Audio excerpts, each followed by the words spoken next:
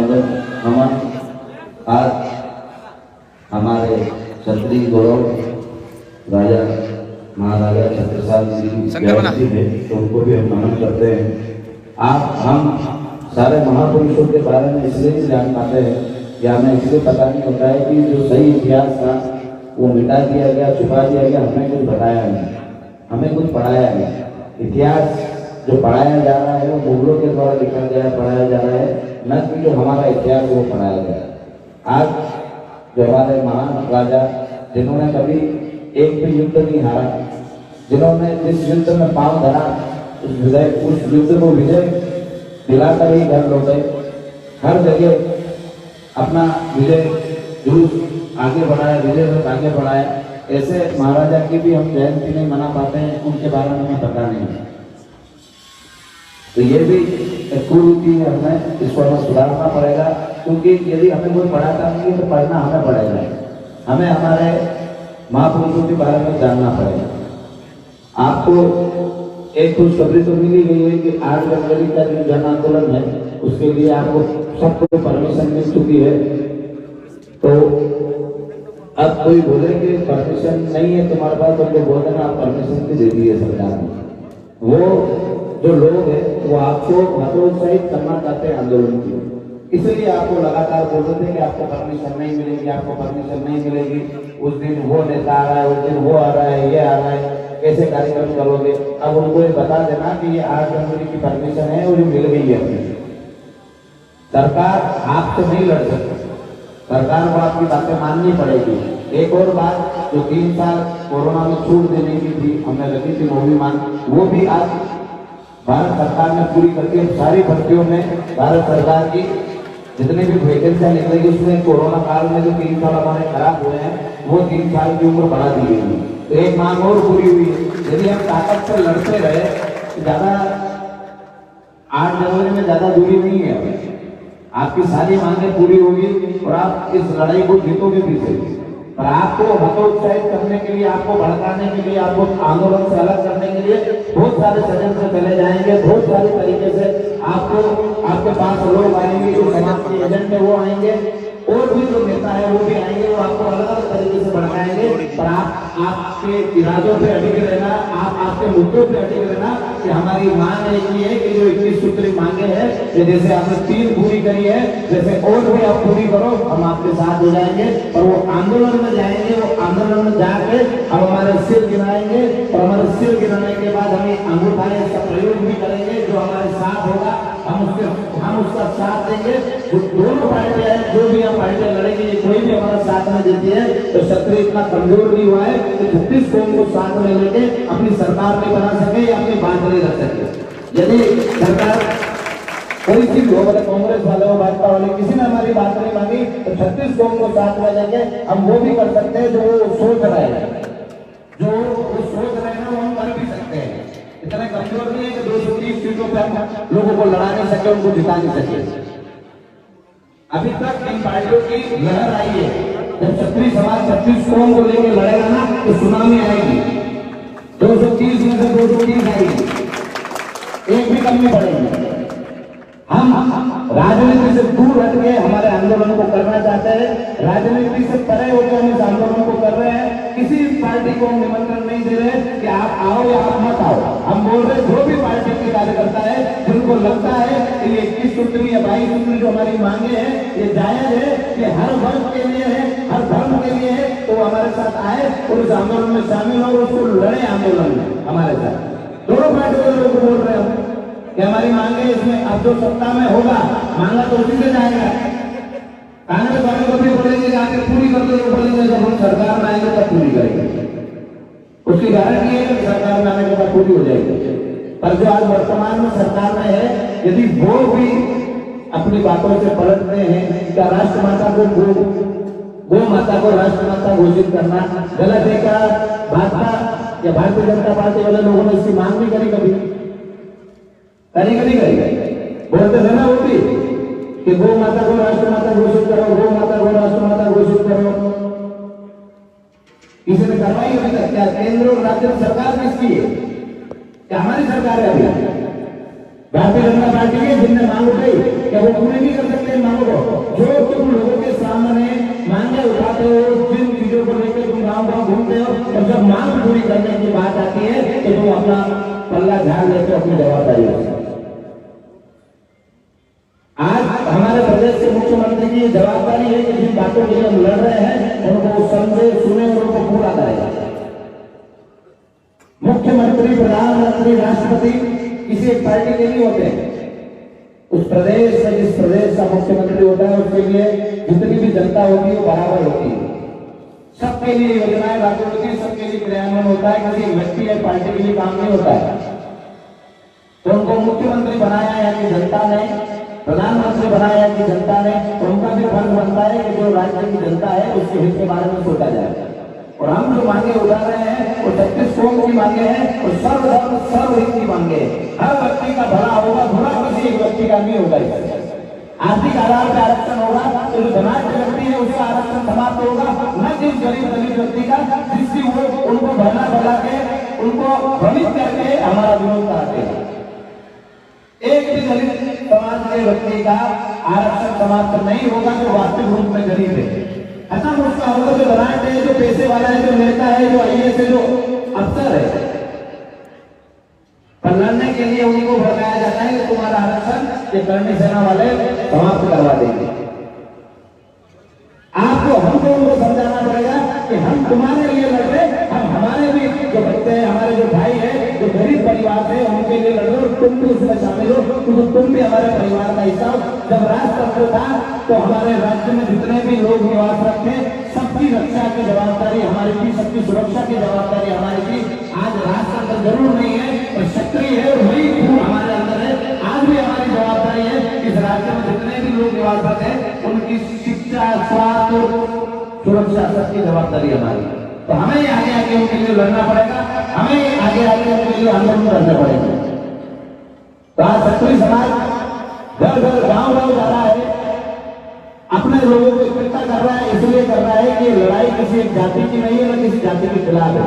Atrocity है खत्म करने की मांग हमने कभी करी नहीं, इसको खत्म करो। हमने कहा इसमें जांच व्यवस्था करो, यदि किसी एसटी वर्ग के व्यक्ति के साथ अन्याय होता है तो उसको सजा मिले, हमें कोई परेशानी नहीं है।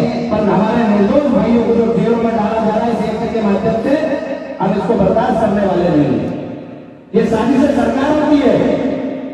एसटी वर्ग में कब आंदोलन करा कि इसमें जांच का प्रावधान करो या खत्म करो जांच का प्रावधान। कभी आपने देखी थी क्या दलील जब एक्ट में परिवर्तन हुआ उससे पहले कभी हमने मांग करी क्या एसटी वालों की?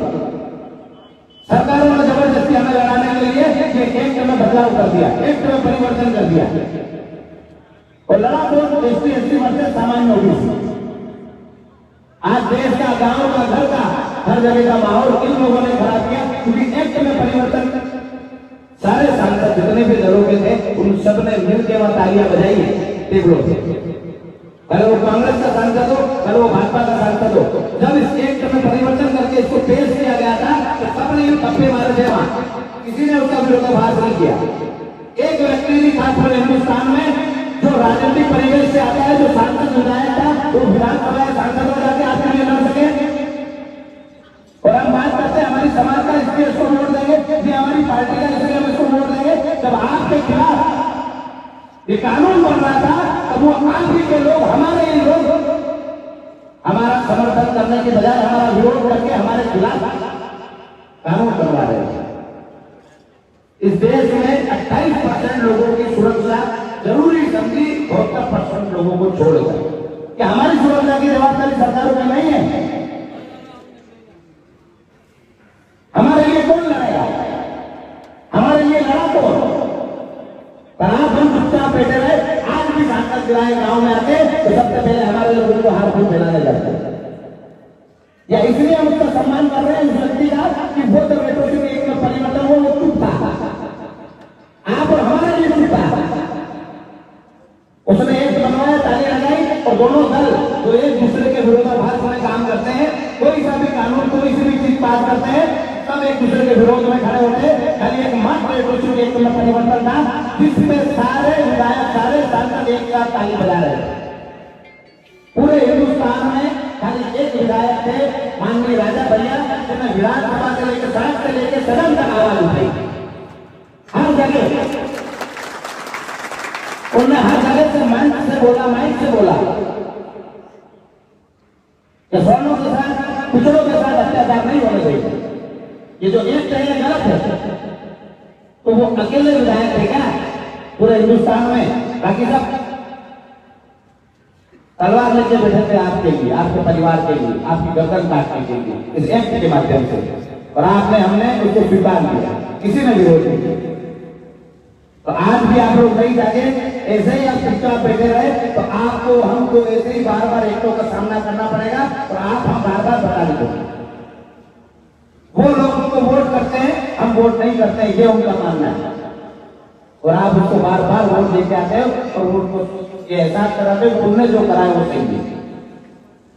हम जाते हैं उनको वोट देके आते हैं और उनको ये एहसास कराते हैं कि जो उन्होंने कराया सही है। एट्रोसिटी एक्ट में जो परिवर्तन हुआ, जांच की व्यवस्था खत्म हुई, उसके बाद सुप्रीम कोर्ट ने फैसला दिया था कि जांच होनी चाहिए। एक अध्यादेश फिर सरकार ने लाई, उसमें भी सारे लोगों का समर्थन था, सारी पार्टियों का समर्थन था, जितने भी सांसद थे उन सब उस अध्यादेश में शामिल थे, और उन्होंने कहा नहीं, सुप्रीम कोर्ट का फैसला भी नहीं मानेंगे।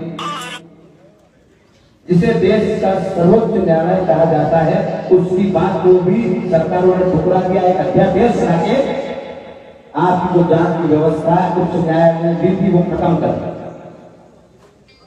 हम किसके पास जाएंगे? तो आप और हम तो समझना चाहिए कि जो सामान्य ओबीसी वर्ग है वो इस देश में गुलामों से भी बदतर जिंदगी जी रहा है। आज आपको हमको इस गुलामी से आजाद होना है तो लड़ना पड़ेगा। जमहूरी मैदान ही नहीं, ऐसे जितने भी मैदान होंगे, जितने भी आंदोलन होंगे, उसमें आपको शामिल होना पड़ेगा। एक दिन की क्रांति से देश आजाद नहीं हुआ था। तो ये जो आपके पांव में जंजीरें डाल रखी है, जो आपको मानसिक रूप से गुलाम कर दिया है, एक दिन में एक आंदोलन से इस आजादी से, मतलब इस गुलामी से आपको छुटकारा नहीं मिलेगा। इसके लिए आपको बार बार करना पड़ेगा, लंबे समय तक लड़ना पड़ेगा, जब तक जो ऊपर बैठे हो जब तक जमीन पे नहीं आ जाए। आप हम जहां आंदोलन होता है एक जगह पे बैठते हैं और नेताओं की सभा में जाते हैं ना, तो ऊपर बैठते हो आप नीचे बैठते, फिर भी आप ताली बजाते हो। आपके साथ हमेशा भेदभाव होगा पर आपको उसका एहसास नहीं होने देंगे। तो यदि लड़ना है ना तो ईमानदारी से लड़ो और पूरी ताकत से लड़ो। खाली 8 जनवरी का कार्यक्रम हमारे लिए जरूरी नहीं है, इसके बाद भी जितने आंदोलन हो उन्होंने भी अपनी पूरी ताकत के साथ, अपनी पूरी टीम के साथ, अपनी पूरी जवाबदारी के साथ उन आंदोलनों में शामिल हो। और सरकार कोई सी भी हो उसका विरोध करो, उन नेताओं का विरोध करो जो आपके खिलाफ थे। जब तक देश के विपदा आई है खाली क्षत्रियों ने तलवार उठाई है, तो इसका मतलब ये नहीं कि दूसरे लोग आपके साथ लड़े नहीं। लोगों ने आपको आगे करा, आपका चेहरा आगे करा, और वो भी आपके पीछे कंधे से कंधा मिलाकर लड़ रहे थे, पर उन्होंने कहा कि हमको विजय दिलाने में, हमारी लड़ाई लड़ने में क्षत्रिय समाज का योगदान है, इनने हमें विजय दिलाई है।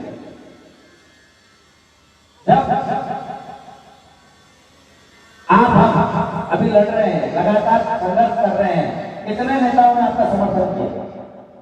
कितने नेताओं ने आपके साथ आगे गाँव में प्रचार किया? कितने नेताओं ने आपको ये बोला कि जहाँ इस गांव में तो मेरी विधानसभा में लगता है तो मैं यहाँ आके आपके साथ प्रचार करूंगा? ये किसी जाति के खिलाफ आंदोलन है?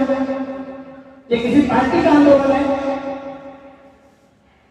ये आप हम सबके अधिकारों का आंदोलन है। और जो व्यक्ति आपके अधिकारों में आपके साथ नहीं रह सकता, आपको भी ये सोचना पड़ेगा कि आपको उसके साथ रहना है कि नहीं रहना है। जब तक आप लोगों को ठुकराव देंगे ना तब तक वो आपके पास नहीं आएंगे। तो उनको बाइकाट करना चालू करो, उनको बोलो हम तुम्हारे साथ नहीं है। जब तुम्हारे पास वोट मांगने हैं तब उनको बोलो हम तुम्हारे साथ नहीं, क्योंकि तुम हमारे साथ रही हो। इस लड़ाई में जो हमारे साथ रहेगा, इस लड़ाई में जो हमारे साथ करेगा, हम उसी के साथ रहेंगे। हम जो इनकलाब के नारे लगाए, इनकलाब ऐसे नहीं आता है।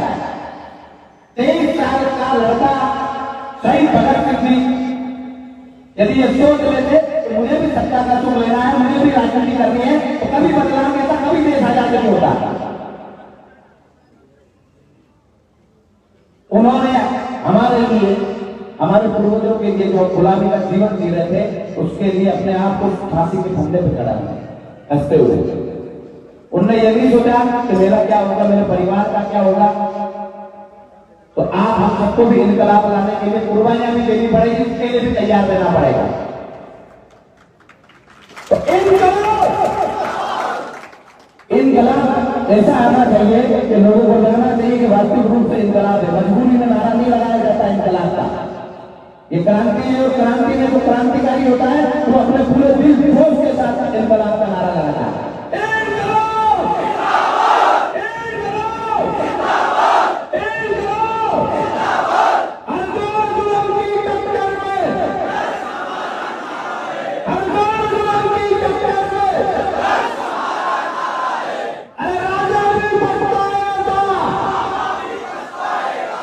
इसी के साथ आप सबको पार्टी वाली विचारधारा से ऊपर उठ के काम करना है।